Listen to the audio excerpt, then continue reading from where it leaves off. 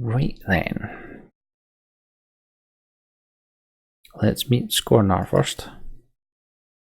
Lavinius's Waterhole is one of the most notorious establishments of this disreputable district called Scoria. There's no sign or inscription to let you know that the decrepit building at the back of the alley is a tavern, but the putrid smell of cheap booze makes it quite clear nonetheless. You nod to the orc bouncer and enter through a small doorway. The inside of the place is no better. Dirty licking hangs from a low ceiling. The walls are sticky and your eyes are watering thanks to the thick smoke. Dozens of local derelicts are hunched over their clay tankards. A quick talk with the tainted bartender gains you entry to the back rooms, where Scornar is expecting someone with a package. Time to deliver the package. A sleepy-looking Dajmahan guard lets you into a back room through a curtained doorway, but Javik has to stay outside. Inside, several motley individuals are playing cards. One of them, a tall man with red hair and beard, rises and sends the other out of the room with a wave of his hand, while offering you a seat at the table. Take a moment to look each other up and down before you comply. Scornar is a large man with broad shoulders, long limbs, and a thick red beard, contrasted by his boyish handsomeness. He is clearly not of imperial origin, but if you had to guess, you'd say he wasn't born on the continent. Foreign symbols cover his back and neck in the form of tattoos. He's wearing a bronze breastplate, and the white-grey fur of predators covering his shoulders. An impressive bearded axe with an iron head leans against the wall next to him.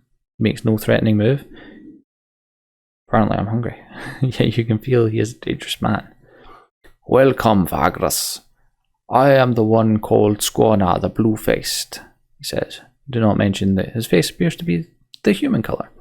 "I've been expecting someone with a delivery."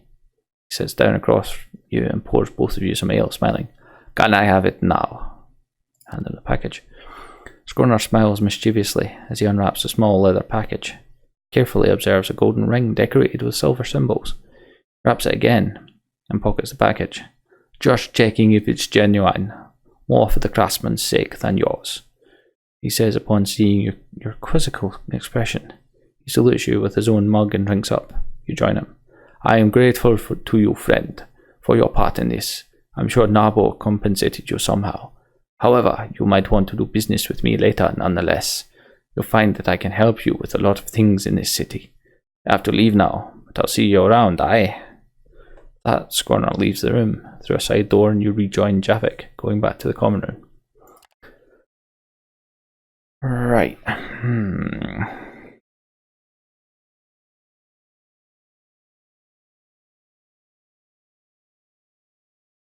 So, investigate is just part of that. So...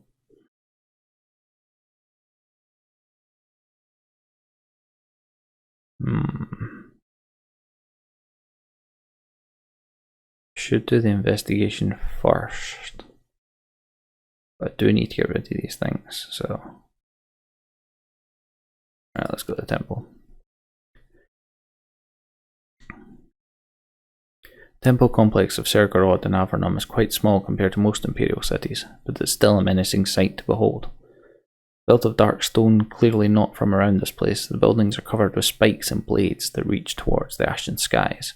Furious-looking gargoyles as well as sculptures of Sergorod, in the form of a powerful warrior in spiked armour, riddle the frontispiece. Inside, darkness covers all and only red candles provide some meagre light.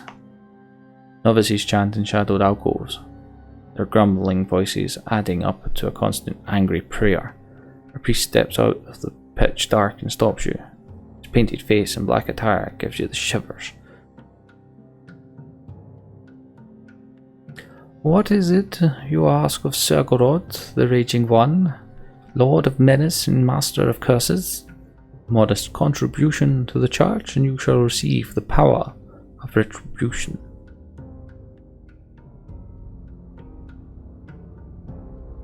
Wish sacrifice.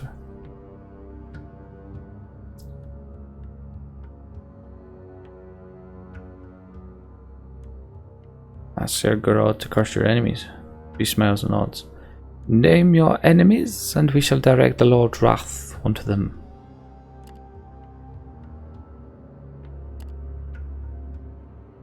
which give them all the looted weapons and armour, or only holy symbols and personal belongings?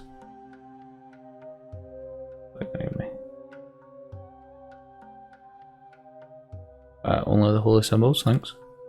Priests growl a short blessing and assure you that Sir Geralt will not forget you returning the belongings of his lost servants.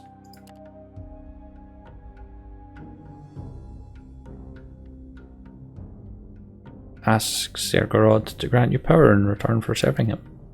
You ask the priest to grant you Sir Geralt's power. After you are deemed eligible, a priest begins chanting an angry prayer in front of the god's altar.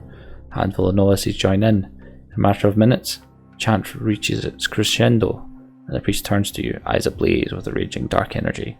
He reaches out and touches your forehead. An anxious, restless power not unlike a cold rage saturates you, gives you focus. For a long time afterwards, you feel you have the energy to do anything. This seems to inspire your crew too. 1 morale and 1 vigor. Nice. That'll do.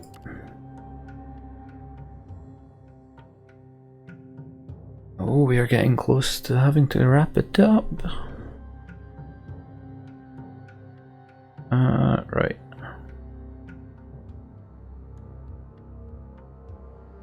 I mean, there's no point going there, really. It could just lead to me messing things up. Right, so we're gonna go and get Centurion Vagrus wasted. The Rusty Pugio is a fairly clean establishment with primarily soldier and veteran regulars. Because of this, not many shady fellows visit the place. It does not mean, however, that the regulars are well behaved or sober. You can see a legionnaire passed out on a bench while a few auxiliary troopers are playing a dice game in the far corner, laughing and swearing foully. You ask the barman if Vagrus is here, and he points you to a swarthy, short, pot-bellied man in his 40s. That's exactly what I was expecting. Wearing the dirty armour and uniform of a centurion, his helmet rests next to him on the bar. He's drinking alone. Talk to the bartender. Bartender leans closer as you gesture to her, large shoulders and a legionnaire tattoo indicating that she's a veteran. You carefully tell her that you wish to spice up Pendius's drinks, but mean him no harm. Her eyes narrow, the scar on her cheek twists into a wicked smile. Good luck with that old boozer if you think you can get him smashed, but why would I help?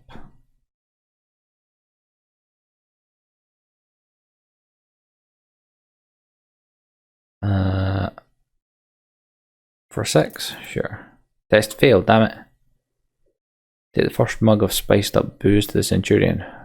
Vagrus Pendius eyes the drink suspiciously, but alcoholism gets the better of him. Giving you a friendly smile, he takes it. What do I owe this gift, friend? Fellow soldier? You don't look like that, me? He slurs his words as he eyes you up and down. Two of you start to chat, with Javik sitting at a table in line of sight. You know you have to bring the conversation to the patrol he went on near the molten tongue, so your friend can read his corresponding thoughts. Pendius is already more than tipsy from the spiced up booze, but he's still a little wary.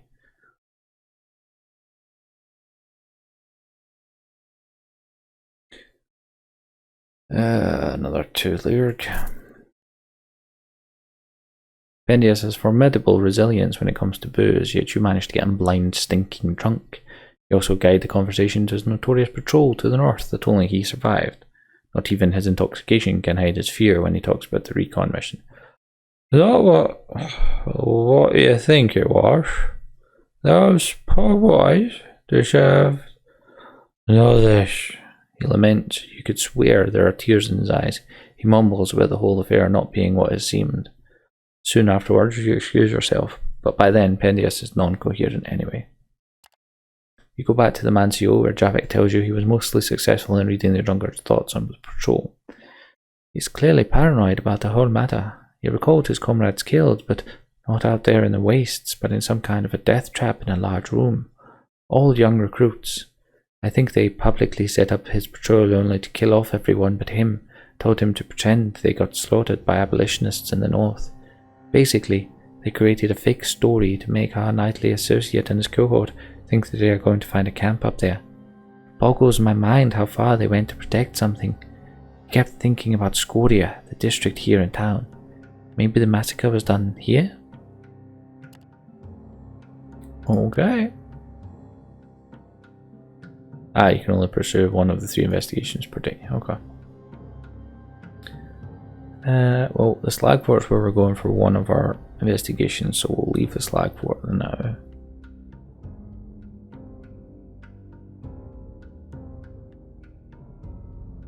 Temple of Ashkul. Temple of Ashkul, King of the Underworld, is a small one, but the necropolis around it makes up for that in size. The whole district is quiet and looks almost deserted, yet the utter silence of the temple grounds really astonishes you. Glum-looking novices in grey tunics work without a word. Robed priests whisper to each other in alcoves and in corridors.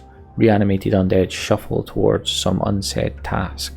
The inside of the temple looks like a crypt too, with many wall slots for bones. Even the depiction of the god of death itself is a standing stone sarcophagus inside what is a statue of a giant robed skeleton. Yet for all their gloominess, the worshippers of Ashkul tend to the dead and dying with great care. They're surprisingly open to questions and requests from visitors such as yourself. Let's ask about the bones in the city walls. You walk up to a priest and ask him about the bones embedded in the city walls. They're maintained by the followers of the god of death, seeing how they are the remains of some long dead beings. Is Ashkul not angry because these bones were not put to rest? The expression on the face of the robed priest is inscrutable as he begins to talk in a monotone, calm voice. The great king is not offended because not only do we tend to the bones, but they are considered to be resting. You see, these bones were taken from the plains of bone, where they were lying for who knows how long. Unattended, forgotten, now they have a purpose. These remains adorn and empower our walls. They might not be interred or burned to ash, but they were given proper rituals, and the great king gave permission for their use. It is no different from the way we use the corpses of those who give us permission, and of those who, well, of the enemies of the Empire. Thank you.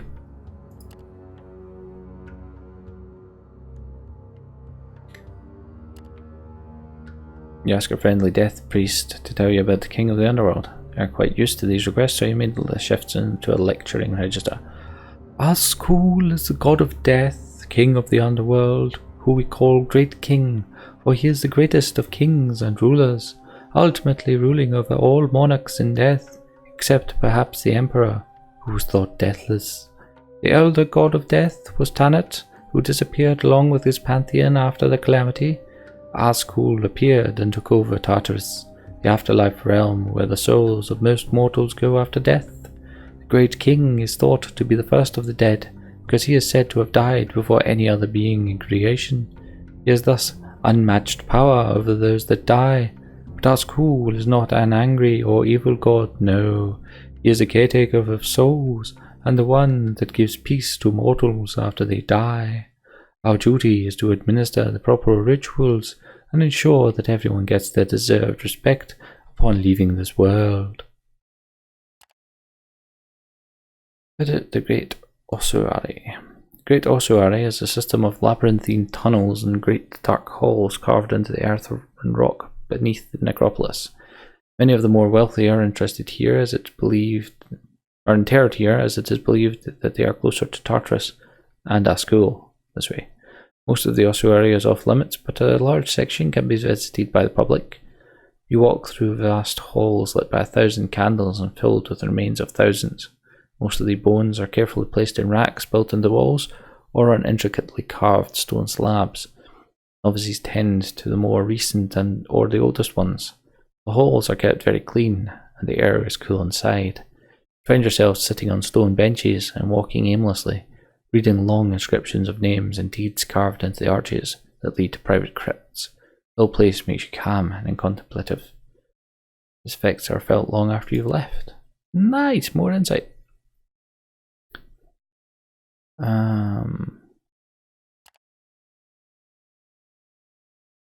Oh, it's going to cost a whole brass. Directed by novices to a candlelit chamber where a very old priest is sitting at a stone table, carving intricate designs into candles of different colours. The old priest looks up at you and gasps upon seeing that his eyes are sewn shut.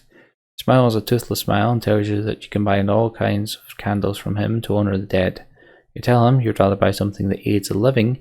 He reaches into one of the clay jugs here containing stacks of candles and puts a black one on the table.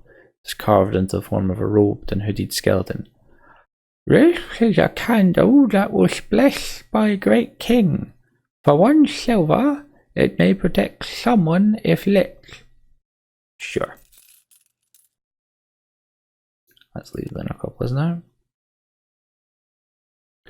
Right, let's go back to the... What do we owe them?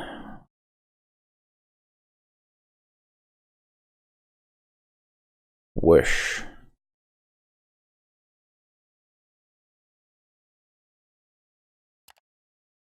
Best up.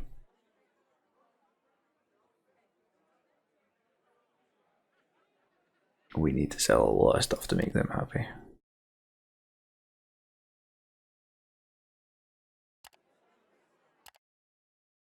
No one else has anything new. Cool. End the day.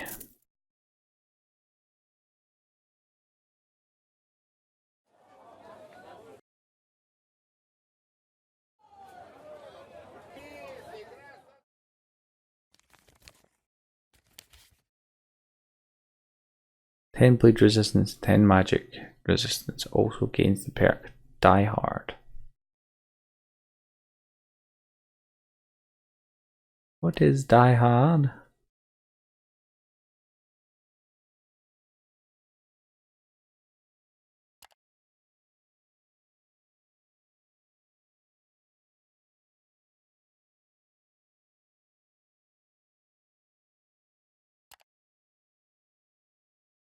I need to get that for him. Right, cool. There we go. We need conduit. Right, okay.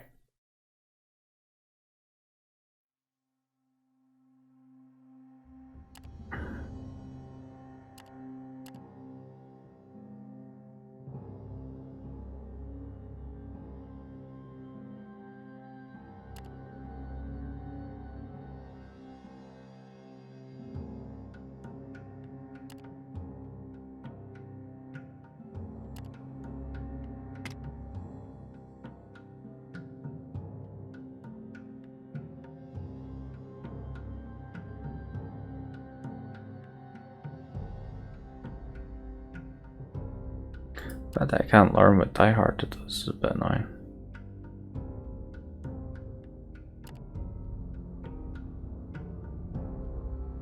Oh well.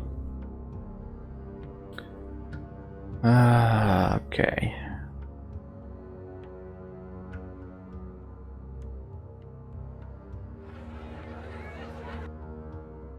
Right, let's go and then, in fact, we'll go to Sedarius. Nope. Need to investigate everything before he'll say anything else then, clearly. Let's go and spy on that guy first. To your mild amusement, the plan Sedarius came up with to lure in the assistant magistrate works. Upon arriving to Slagfort, you tell one of the clerk slaves in service of the courts have news about some Sergorod followers you think were killed in the north. The slave asks you to wait until he reports this to one of the administrators. Before you could sit down with said bureaucrat, a clerk arrives to tell you that the assistant magistrate Darrow will personally listen to your account. You are escorted to the offices on the top floors of the courts. You are told to knock and enter. Javik looks at you knowingly as you stand before the office door. Morwen is picking her nails. We shall knock and enter. You find yourself inside a spacious office with small slit windows looking out onto the courtyard of Slagfort. There's a desk here with scrolls stacked up on one side and a few opened ones lying in the middle. Maps of the region are on the walls and rows of shelves hold even more scrolls. A clerk slave busies herself with organising these. A middle-aged man with a warm smile rises from the chair at the desk. He has dark eyes and a receding hairline. Over his orange tunic is the sash of his office, blue and purple, with a silver clasp holding it at his shoulder. He introduces himself as Galudus Darrow. My subordinates tell me you have news of a group of Sergorodites. We are awaiting a cohort of such constitution back to the city, but we're beginning to be worried that something happened to them as they are late. Perhaps you might have heard of them.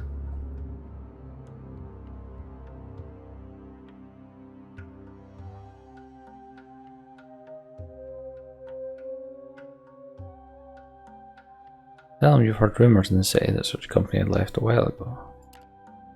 So you've asked around before coming here. Understandable. I'm sure you wanted to know as much as you could beforehand. And I think you realize how urgent and important this matter is now, so please, tell me everything. Tell him the fake story Sedarius concocted. Just start at the beginning. You clear your throat before starting.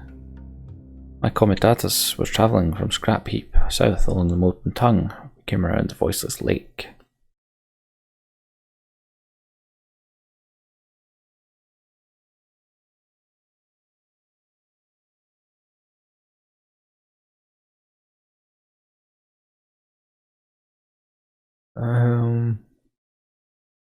Yeah. My scouts returned with news of dead bodies to the east of us. I decided to investigate carefully. Go on, says Darrow, scratching his chin thoughtfully. Checked the bodies. There was a lot of undead, mostly the smouldering variant. It's clear that there was a great battle here. The other bodies all belonged to the same group. They were all Sergerites, their armed followers. A handful of them, badly mutilated by the undead. We checked and found no survivors.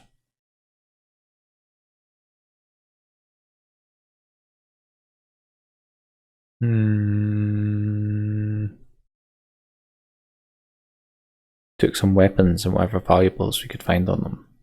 Understandable.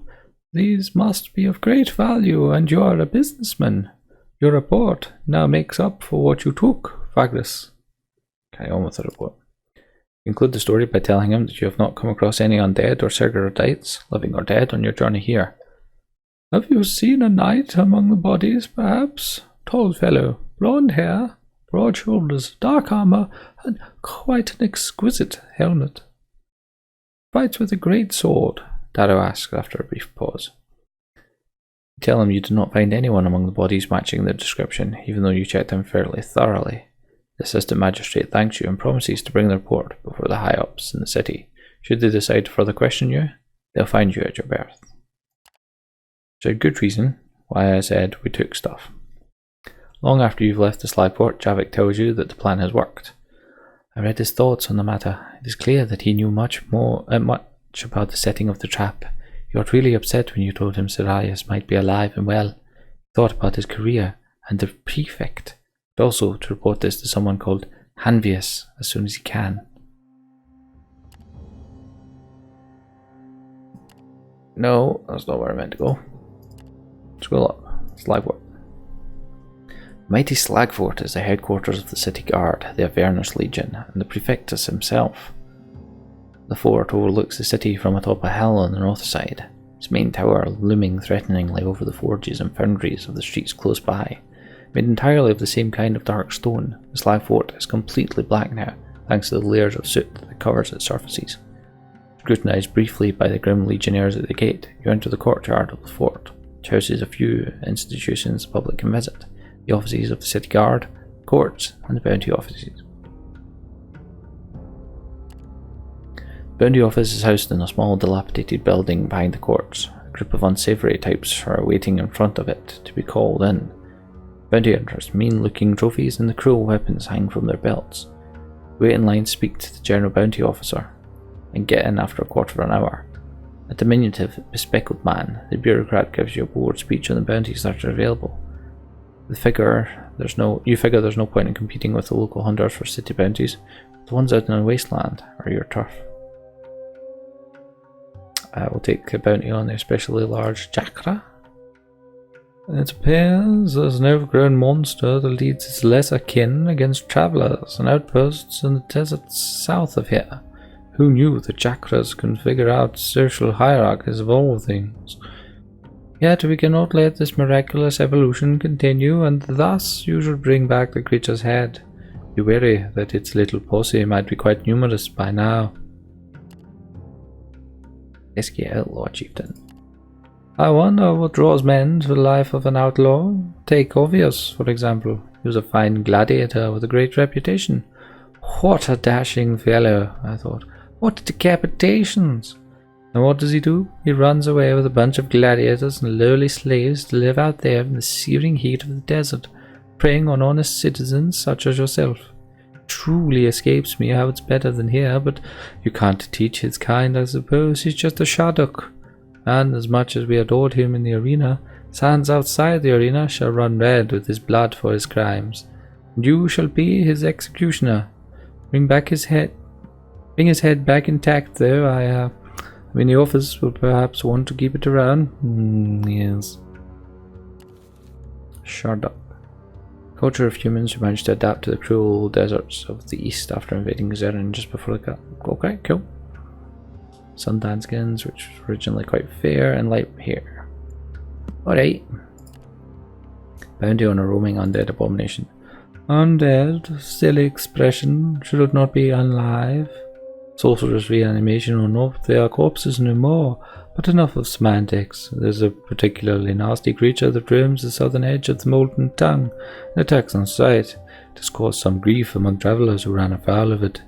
The Odvora can't or won't do anything about it, so it's up to us again to set things right. That creature belongs under the earth, so put it back there and bring back some part of it to show me that the deed is done. Oh, and one more thing. It has this silly tendency to draw other unlive to itself, so it will probably not be alone. Unlive? Yes, I'm going to use it from now on. Okay.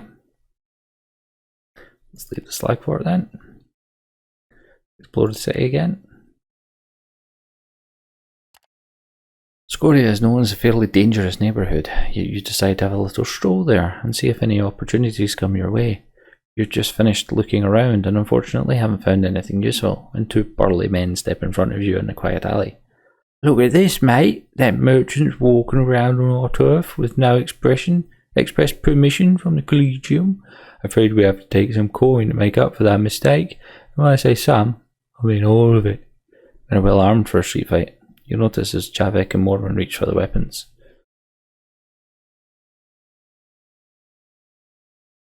Turbros, nah.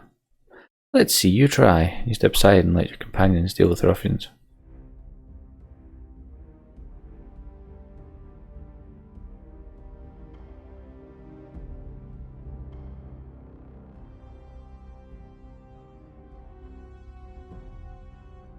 Uh, 14 vitality, 1 armor, 10 and 0.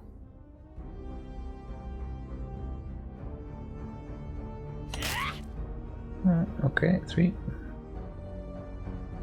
And what is your retaliation? Evaded. Ah, crap.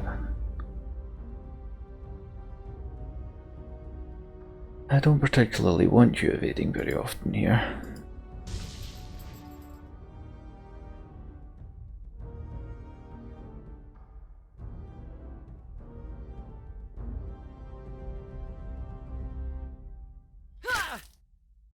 But now she's back in front of him, so that's what matters.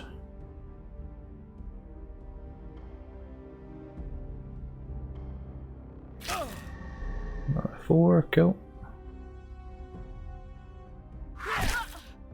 Scud. What are you gonna do then, mate? That's smack her. Evaded. Ugh.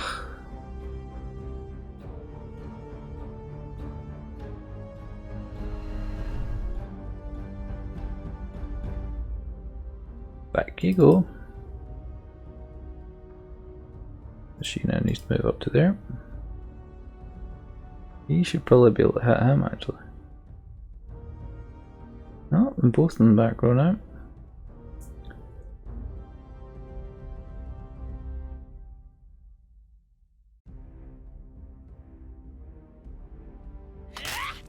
Just the two, come on. Come on now. Bye.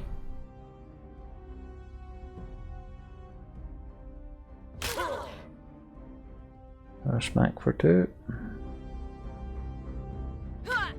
Miss. Really? Still no deed. Alright. 3 health left. Just wasted a turn by moving. Very good.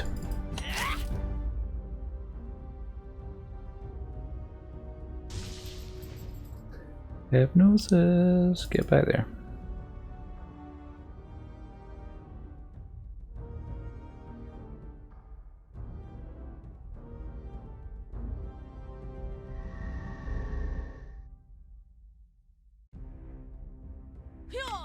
Oh, missed. Come on. You gonna move? There we go. You can do nothing, so. Again, one, really?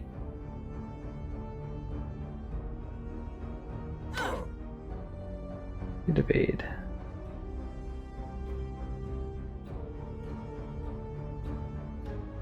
I knew you'd do 4, really?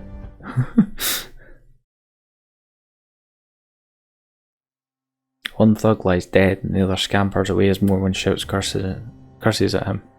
Yet there is no point in pursuing the ruffian. If indeed they were collegiate men, it is best to disappear as fast as you can. Bystanders at the entrance to the alley clap and hoot as you leave, taking the purse of the fallen bandit behind you. Hey, for Lyrk. Walk the streets to say, okay. Done.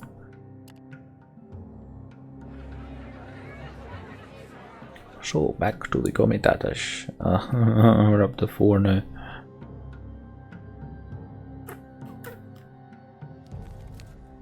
They're definitely going to be selling a beast. Yep.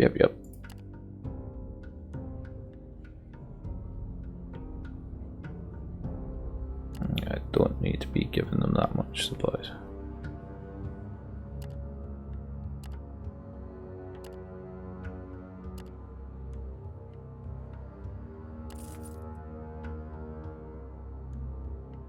Alright, back out there. Let's go and investigate the last person. Collegium's headquarters is a large tavern called Gallows Anvil, right next to a bathhouse at the border of Scoria, and the streets below the villa district filled with foundries and metallurgical workshops. The place is among the better ones in town, and the regulars are smiths, smelters, their novices and merchants, all along to the Smelters Collegium.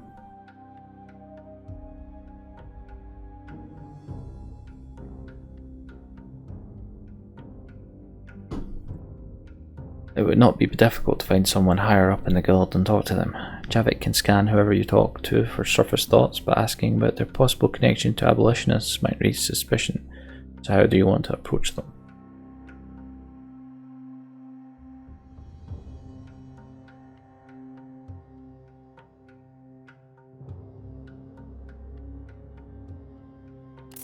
I have to.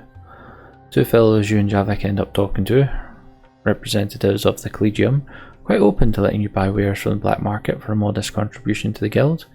They do have some questions about how you learned of their involvement with the market though. After you assure them that it was from business associates outside of the city, they seem content. Then they ask you what kind of goods you wish to buy.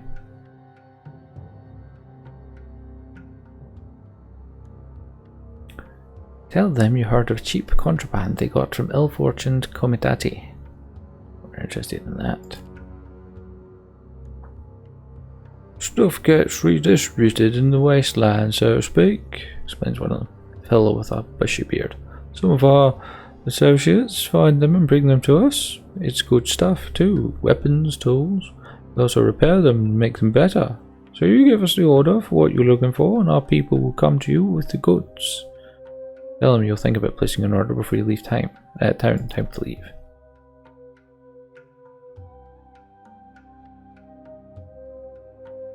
Consult Javik when you're far from Gallows Anvil. He looks exhausted. Sorry boss, it was very tough jumping between mines. I didn't get much from them apart from a sense that our knightly friend's suspicion was well founded. They surely have dealings with the abolitionists but protect their identities far more vehemently than that of simple illegal business partners. Could not get much except a glimpse of a street with a long yellow building when one guy was thinking about contacting their associates. That'll have to do. Let's go to Sedarius' hideout. Report your findings on the 3 suspects. Finally, Sedarius says scornfully when you return and tell him you're done with the investigations. There are a few other circuit erudites in the room, watching silently. You crammed everything you learned in the last few days, and Javik details his mental scans. Sedarius and his cronies listen intently. Following your report, Sedarius goes behind closed doors with 2 priests of Sergorod and a couple of executors, while you are told to stay put for now.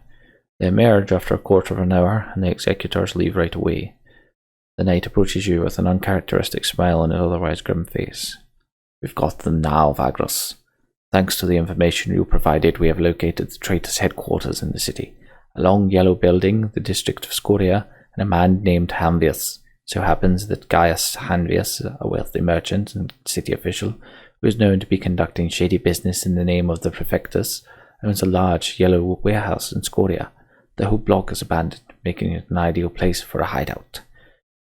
That may not mean anything, Javik starts to say with a frown before Sedarius interrupts him. No, they are there. All of us can sense their treacherous stench, and Sergorod's servants are never wrong about such things. The way he says it shuts Javik up for good. Bring your men, Vagrus. We strike as soon as you are ready.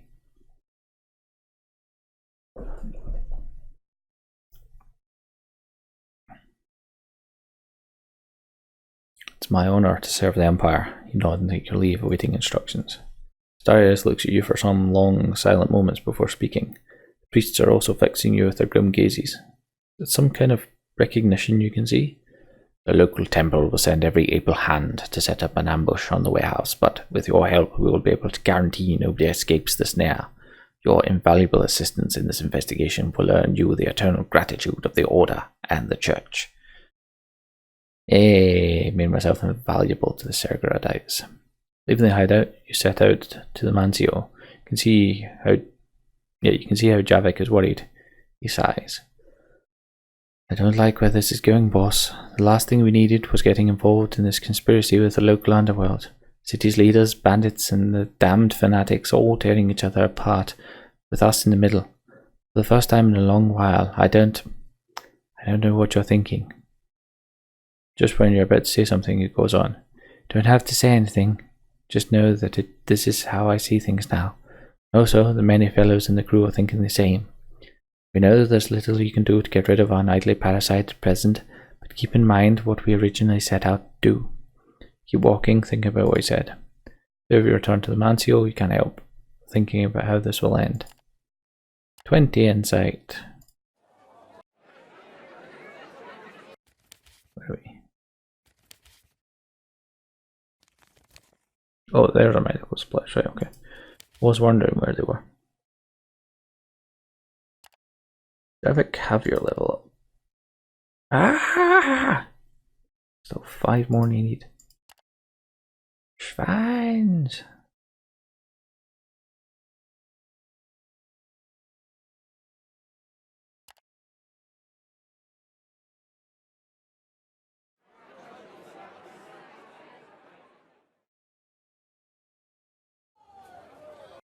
Right, we are done. Let's rest. Oy. Flies are only gonna last 2 days. Uh-oh.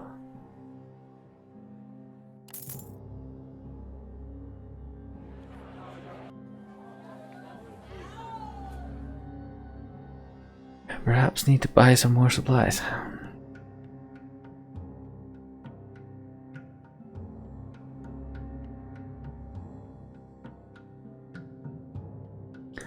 Let's go ahead. You arrive at the rendezvous point set by Sedarius, accompanied by your fighting crew only. It is a few blocks away from the warehouse itself in the enclosed atrium of an abandoned house. A group of grim-faced and visibly anxious Sergorodite novices are gathered around several priests and executors. The Black Knight is also there, standing tall next to a tall, arms crossed, looking at his allies thoughtfully. Everything happens fairly fast afterwards. You learn of the attack plan that involves the Sergorodites surrounding the warehouse, blocking all exits, while a force of executors and priests attack from 2 sides. In the meantime, you take your companions and Sedarius to the third rear door in an alley and deal with the ones that remain. Okay. Following Sedarius, you go around several blocks and end up behind the warehouse. The attack commences as planned, novices rushing into the streets. The group enters the back alley just as you hear the shouts and painful cries. The main force must have entered the warehouse.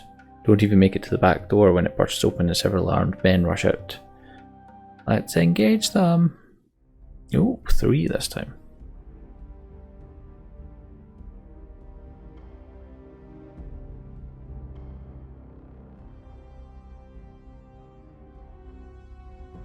Yeah, so those 2 are blockers, so that's fine.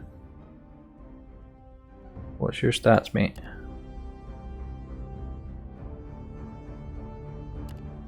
Yep, definitely standing behind Sedarius. Definitely.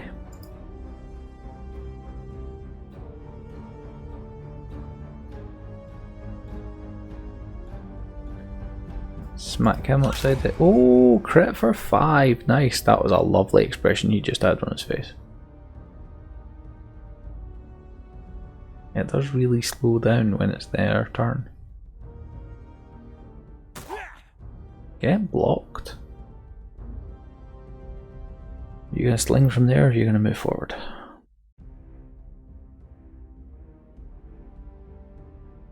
Slinging from there. Of course you go after her. You're fine. Buff her up.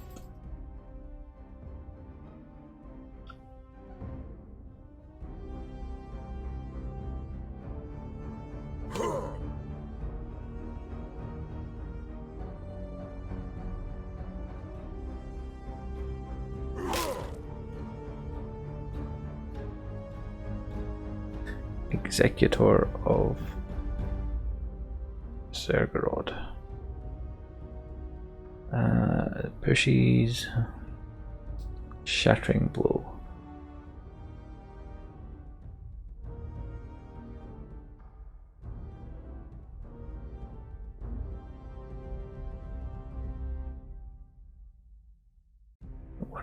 One armor, 0 armor. Okay.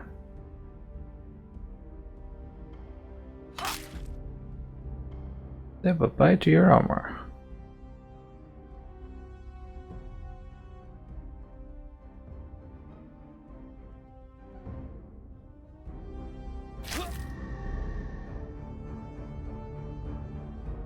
And you can just smack that again. Just the 1 this time. It's not very consistent.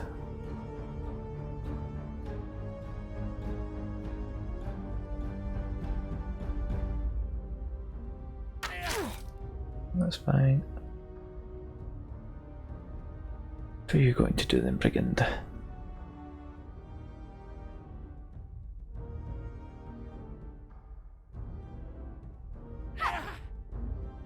And there she's in the back row. Damn it!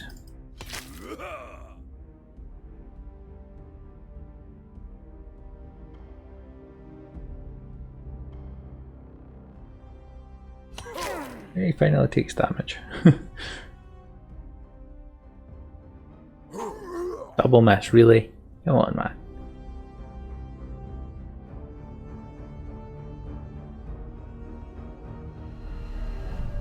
Let's buff your accuracy some.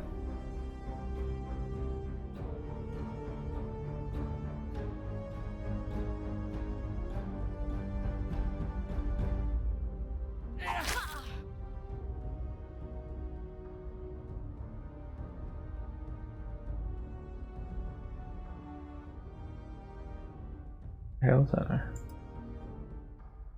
8, okay. Good. Damage in the back row again.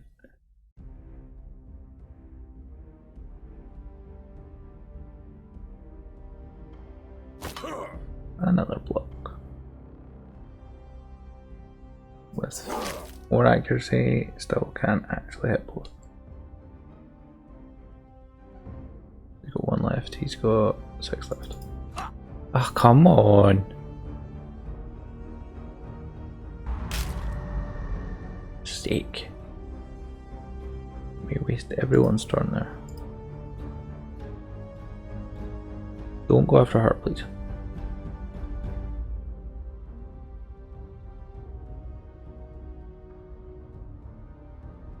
Good.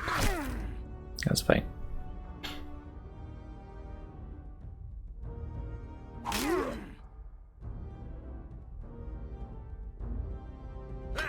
Come on, you.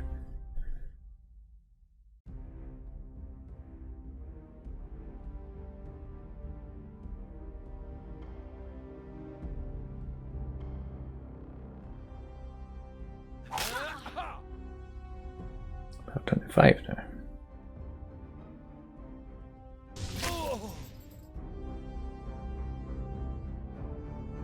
But I'm at 1, not 2.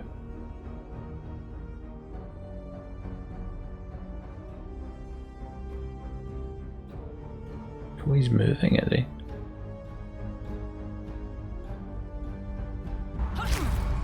Get smoked.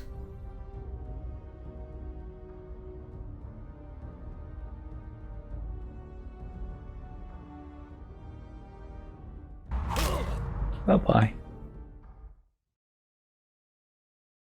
Victory. You're quickly finishing off stragglers and gather your team after the skirmish when a wounded priest stumbles out of the back entrance.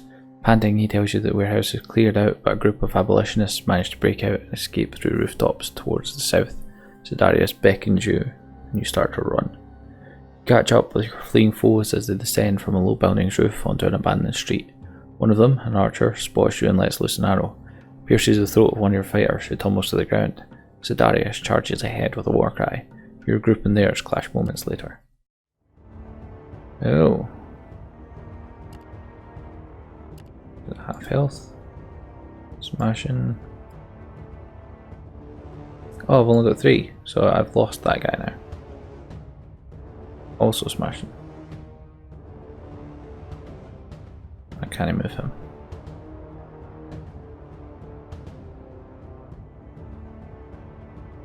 Yeah, I don't want her to be attackable by all of them, so...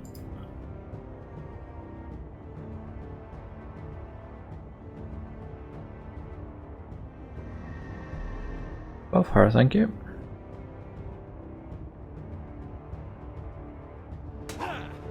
Black.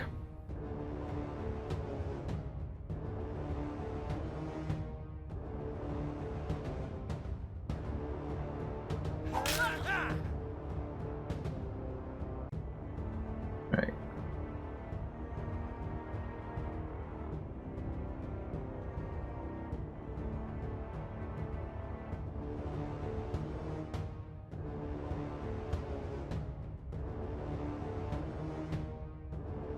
Right, good. She should hopefully be a fair amount better.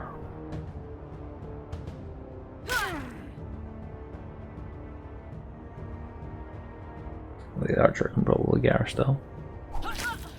Are you... Companions downed after losing all their vitality in combat. They are not removed from combat, but cannot perform actions. They receive their downed vitality and occupy the previous position. Enemies can still target them, and if they lose all their downed vitality, they are out of action. This means that they become severely wounded and can even die following combat. Some rare healing skills can bring back companions from a downed state. Be sure to protect the downed companion as much as you can.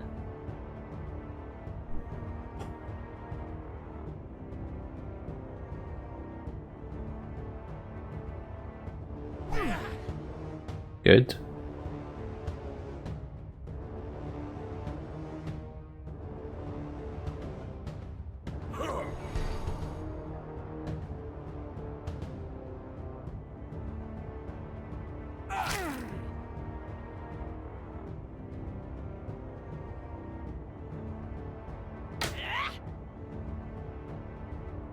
Good block, and you didn't get poisoned. Awesome.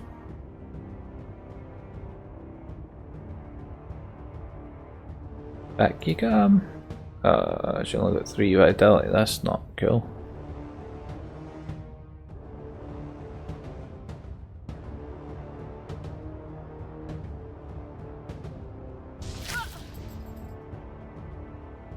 Things are very interesting piece. Very interesting indeed. Go on and leave her alone.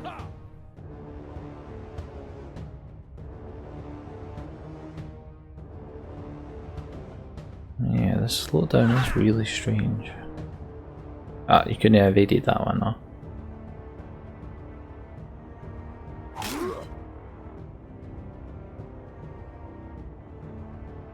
She needs to move there. probably get killed before she can actually do anything. Bye. Oh no, there we go. Nice. You can only hit those two, maybe just even him. Oh, moving. Of course. Swine! Good.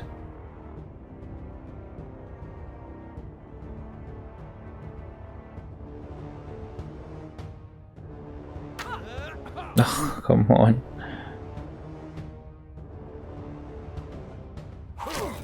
Oof, 6. Nice. 7 power.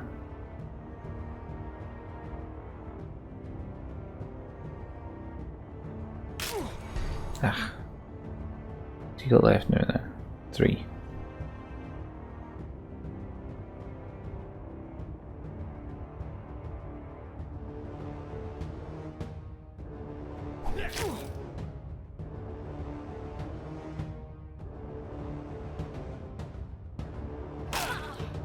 Great. Well. Is Krifta actually a specific person then? Or is that just another unit's name?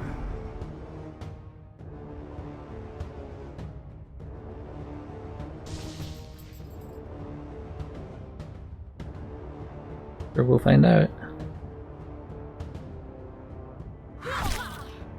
Won't you leave her alone, please?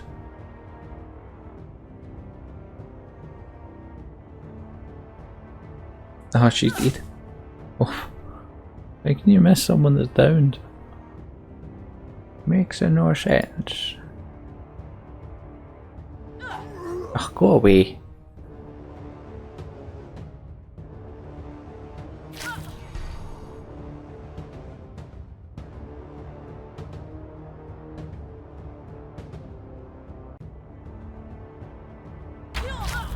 Gone. I wonder what's going to happen to her. Whether she's just going to get winded or whether she will legitimately die. I don't think she'll die. Not in this tutorial.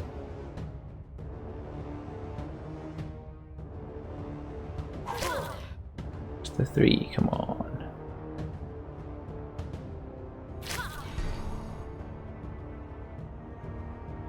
Three left.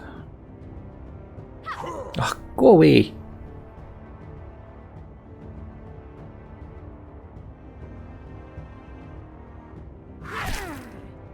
Eh.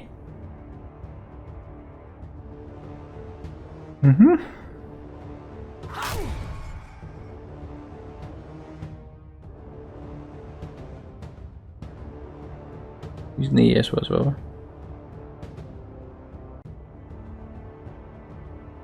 I might be about to lose this fight.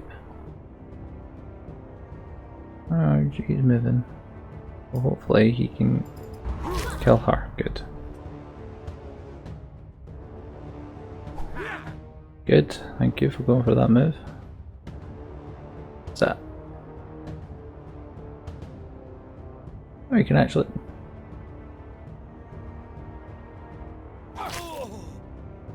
Good, I like that.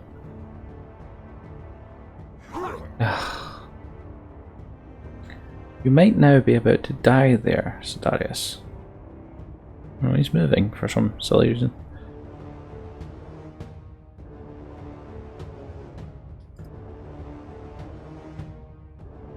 Oh, there we go. Cool. Cool. That was close. Though clearly wounded, the archer manages to get away. Her men sacrifice themselves to save her. There's no point in trying to catch her as your own companions are fairly badly bruised themselves. You trudge back to the warehouse now secured by the Surgeridites. The streets are a grim sight. Bodies or parts of them lie everywhere, mostly abolitionists.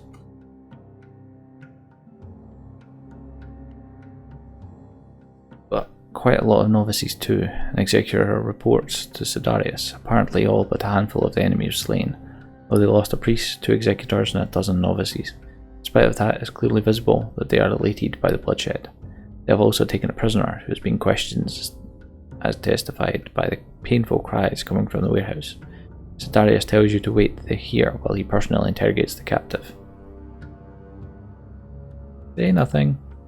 Painful cries and sobs escalate shortly after Sedarius enters the warehouse, only turning to dead silence after a couple of minutes. The knight returns a moment later. Something tells you he got what he wanted. Zergorod is with us, Vagrus. We have struck a major blow to the enemy, judging from the contraband in this building. These abolitionists have been smuggling goods they took from Comitatus and other travellers for years now. The tunnel they dug under the wall that connects to the warehouse confirms this, Black Knight says, bristling. Our prisoner was kind enough to tell me of his friends, though. There are 3 camps hidden in Arenas Vorax, where they direct their attacks from, each no more than several days of travel from Avernum to the south and east. Our next move is to strike at these camps now that their operation in the city is eliminated. Their supporters and allies will lay low for quite a while after today's show of force. He pauses, looking at you with a piercing gaze. I've decided that we will join your Comitatus, and you'll help us seek these camps in the Wasteland.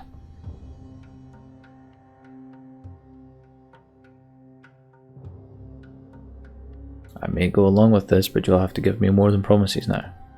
There's a hint of indignance in the Black Knight's voice as he speaks. The moment we capture their leader, that archer bitch, you'll get your reward, as well as the eternal gratitude of my order. Or are you doubting my words? To underline his point, several Sergorodites move closer to you and your companions. All of a sudden, the alley feels very crowded. You do not wish to defy the will of Sergorod, do you, Vagrus? Should you do so, a terrible curse will be placed on you and your crew. These gears will not be lifted until I say so. Consider your Comitatus commandeered until this business is finished. From this point onwards, you and your crew are always accompanied by Sergorodites. Javik says nothing, but you can almost feel his ire.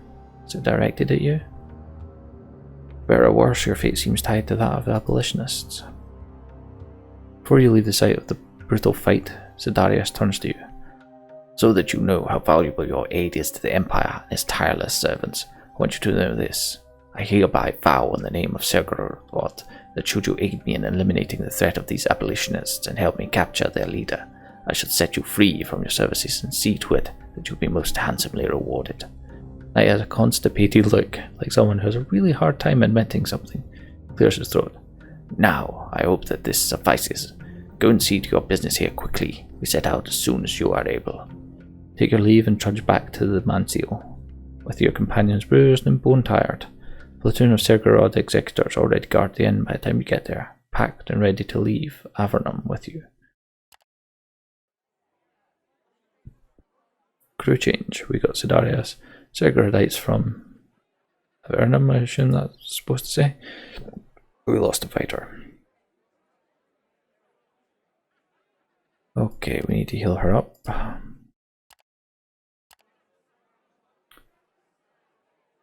We're sure upkeeper's ridiculous.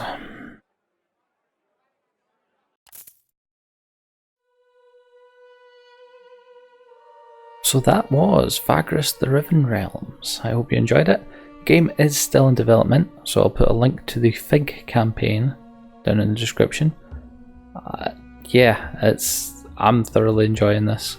So if any of you are interested, you can get access to the early build through Fig. But yeah, let me know what you thought in the comments, and we'll be back with more soon. I've been Bairdos. You guys take it easy, have a good day. Adios.